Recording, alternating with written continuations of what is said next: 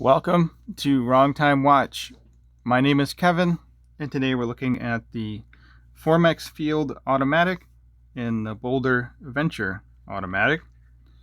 BOLDR Venture has been out for a few years now, and the Formex Field Automatic is new for this year. So both of these watches are field watches, and they're both made out of titanium. So titanium, nice and lightweight, hypoallergenic, doesn't transfer heat as much to your wrist, so lots of great properties with titanium. It is stronger than stainless steel, but it does scratch more easily. Formex has rectified that by coating this case with a hardness coating, a hardening process. So titanium, grade 2 titanium, both of these are grade 2 titanium. Grade 5 is more scratch resistant, but also more expensive. So grade 2 titanium is about 145 on the Vickers scale for hardness, and with this hardening treatment, they're up to 900 on the Vickers scale. Now this particular example does look a little chalky.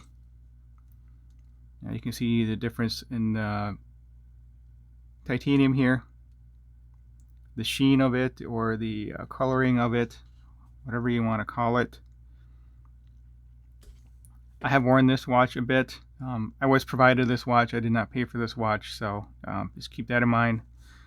But I've used this watch in a lot of videos. I've worn it quite a bit as well. I really enjoy wearing this watch.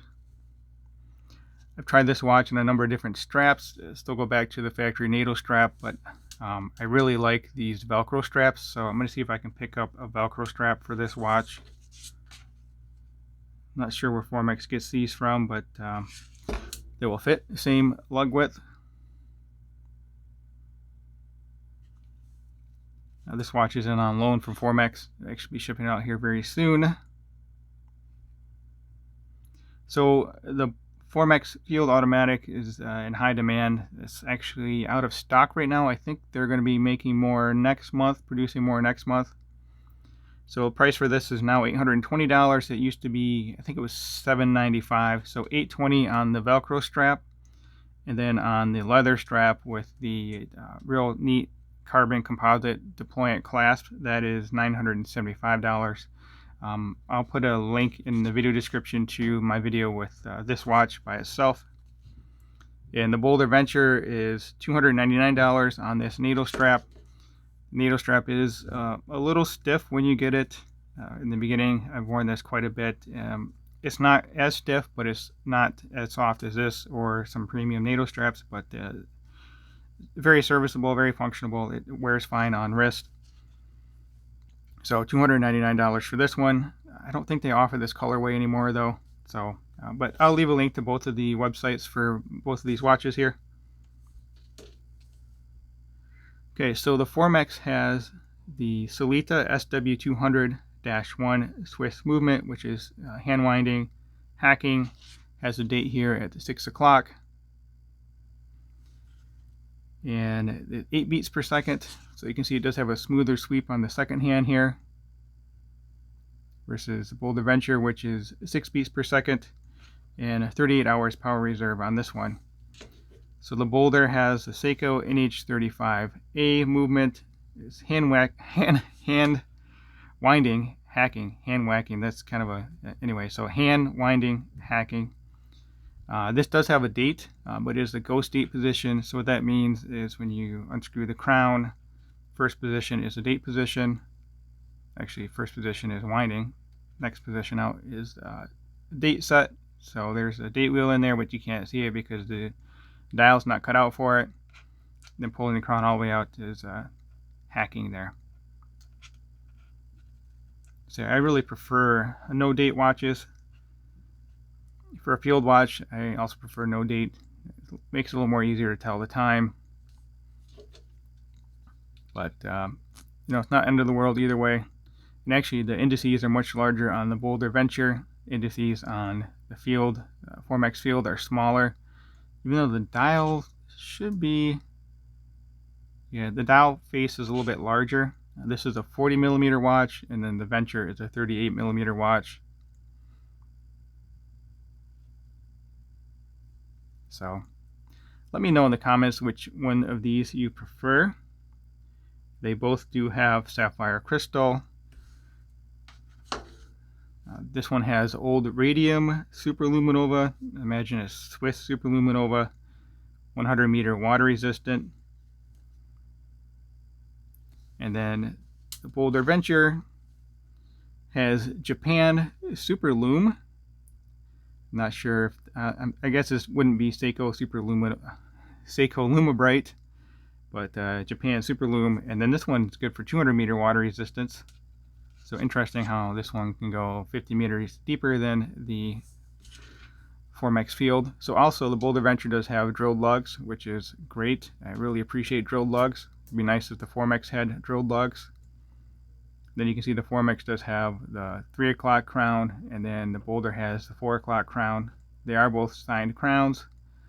The BOLDR is a bit thicker, and then this NATO strap also adds to that thickness.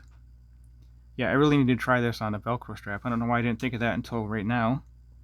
I've tried this on leather, rubber, 2-piece fabric straps. I've not tried it on a bracelet yet. And actually, another great thing about the Velcro is you don't have to worry about matching any hardware. So, this has titanium hardware, which would be hard to find on NATO straps or any other kind of straps. So, yeah, I'll have to look for some of these Velcro straps. If you guys know where to find these, let me know. Really need to pick up a few of these. And also, I need to try out some elastic straps. I have just recently tried mesh straps, which I really like. I have not tried those before, but that would not look too good on this watch here. And I don't think I've ever seen a titanium mesh, only just stainless steel. So let me zoom in on both of these. Probably not really much to see in the dial here, but let's take a closer look at the dial here. So this has all applied indices. I like that orange with the green. I like orange on anything, but orange and green looks good here. I think that's the Miami Hurricanes use that color, pattern colorway. I really like this jungle green dial color as well. I don't have many green watches. And then here is the Formex field. This is the charcoal color. They offer this in green as well, I believe. I have my notes here. Green, purple, blue, red, and gray. Then charcoal. There's 6 different colorways for the Formex field, and it's kind of a sandwich dial. I don't know if it's actually a sandwich dial. I think it's just machined down, and then they put the loom in there. Numerals are kind of funky too. I was really tempted to buy one of these, but I don't know. The numerals are kind of small and they're kind of funky looking. And then the case is a little kind of chalky looking, but I mean, wearing this on the Velcro strap, the watch almost just disappears on wrist. It's so light and comfortable. And then the leather strap is real nice too with that deployment system. So decisions. Okay, let's zoom back out here and then we'll go over the specs and then we'll get these on wrist. So the Formex field is nice and light at 58 grams. No, let's talk about them side by side. 58 grams for the Formex field and 60 grams for the BOLDR Venture. 7mm crown on the field and 5.9 millimeter crown on the Venture. They both do have 20mm lug widths. The thickness, the Formex is nice and thin at 10.6 millimeter, and then the BOLDR is a bit thick. That's one of my complaints with the BOLDR here, is it's 12.1 millimeter thick, which is a par for the course considering it has a Seiko NH35 movement. If they were to go to a Miyota 9015, that would just be icing on the cake. That would be awesome. And then you would get the same power reserve, and then you would also get 8 beats per second. I'm sure the price would increase, but I would gladly pay that price increase. So diameter on the Field, looking at 40, and then 38 for the Venture. And finally, lug to lug, looking at 48.2 on the Field, and then the Venture is 44.1. So let's put them back to back instead of top to top to be a little easier to see that. I think I have them lined up there, right about there.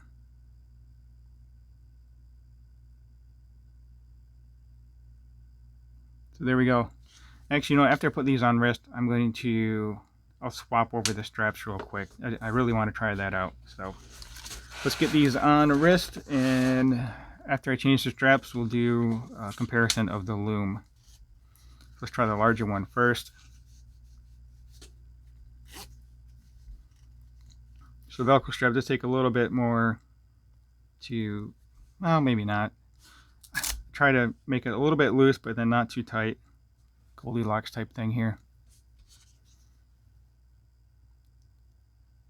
And the nice thing about this Velcro strap is it does not pop it off the wrist anymore like the NATO. The back of the watch case is what's on your wrist here. So real nice and thin. Let's see, it's going to be probably about 4 millimeters closer to my wrist than the BOLDR will be, considering the added thickness of the BOLDR and then also the thickness of the NATO strap. Probably adds about another 3 millimeter. So we'll zoom out and then we'll zoom back in.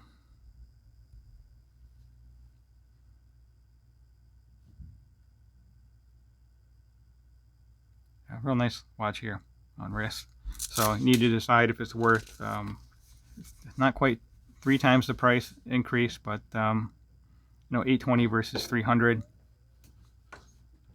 We'll stay zoomed out for BOLDR here, and then we'll zoom back in a moment.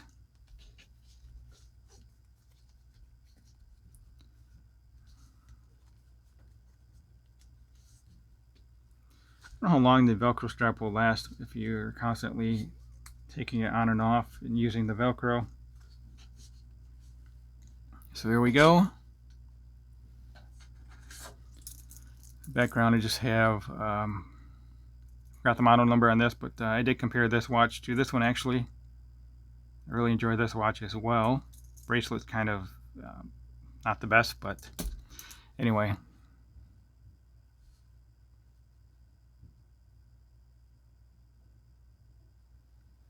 Let's zoom back in here. So this is what I'm talking about with this watch, just kind of popping off wrist and levitating. Then you have the added thickness of the watch too.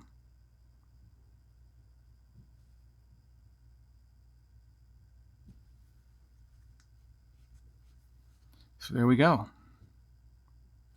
Yeah, I don't care for all this extra out here with NATO straps. I know there's supposed to be a way you can make it into a single piece. And wearing this after wearing the Formex, it feels quite stiff. All right, let me pause the video. I'll put this on the Velcro strap and then we'll check out the loom right after that. So this would make just about the perfect watch combination in my opinion. The watch and strap combo, this Velcro, nylon Velcro strap on the BOLDR Venture. Look how much closer that is to my wrist now. Wears very comfortably. It does have a little bit of give to it, so I just need to try not to cinch it down too tight. But yeah, that looks great too. Really gonna have to search out some of these straps. So let me know what you think of this. Colorway is probably not the best. They have these in green too, all different kinds of color combinations. But yeah, I really like this. Let me know what you think of this combination here. Then we'll check out the loom here. If you have not subscribed yet, please hit the subscribe button. It really helps me out. Like the video and leave a comment below. Really enjoy interacting with you and getting your opinions and your thoughts on these watches. And also feel free to share any ideas you have for video content. Appreciate that as well. Okay, so obviously on the right, well maybe not so obvious, but on the right I have my Seiko SKX 009. Then in the middle we have the Formex Field, and on the left we have the BOLDR Venture. So as far as brightness, overall legibility, I would give it to the SKX. Maybe the BOLDR Venture. It's hard to say. And then third place would be the Formex Field Watch, but it's really not that bad either. I didn't think it would be quite as bright as what it is. The Formex Field in the middle, that is. The lume is dying down here a bit. But overall, you can't go wrong with either of these two watches if lume is what you're looking for. For me, it's not quite a priority, but anyway, here we go. Quick lume comparison. As always, thank you for your time, and thank you for watching.